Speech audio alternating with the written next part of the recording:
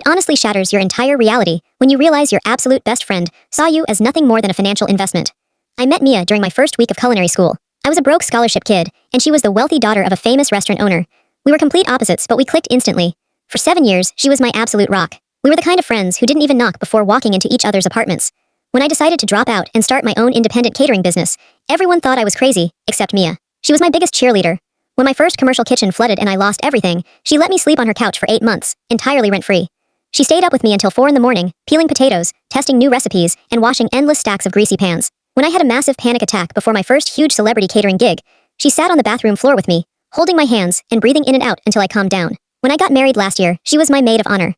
During her speech, she told a room of 200 people that watching me chase my dreams was the greatest privilege of her life. I cried. I believed every single word. But looking back, there were definitely red flags.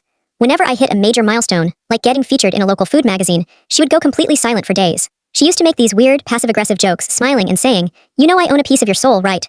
Or "Don't ever forget who made you." I always laughed it off. I just thought she was being fiercely loyal and protective of our bond. Last month, everything changed.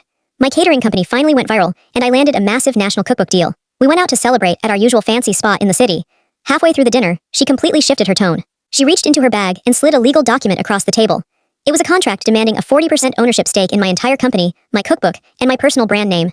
She wasn't asking for a job. She was demanding half of everything I had built, claiming I wouldn't be here without her.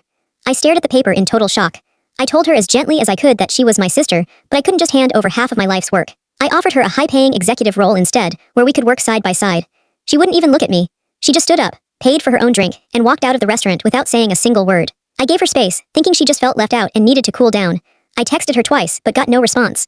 3 days later, a massive envelope arrived at my office via certified mail. It wasn't a lawsuit. It was an invoice. She had sent me an itemized 30-page bill for 7 years of friendship. And I don't mean a rough estimate. She had tracked everything.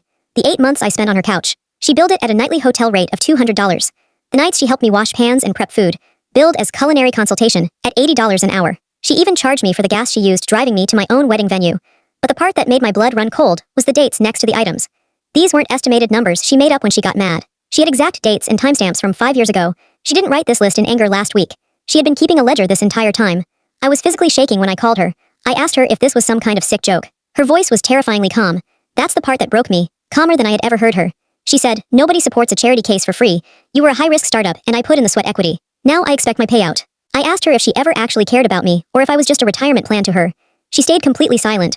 The silence said enough. 7 years of late-night talks, tears, and sisterhood, and she had a price tag on all of it. She was just waiting to cash out. I didn't yell. I didn't even cry. I just called my accountant, authorized a wire transfer for the exact, absurd amount she invoiced, and permanently blocked her number while she was still talking.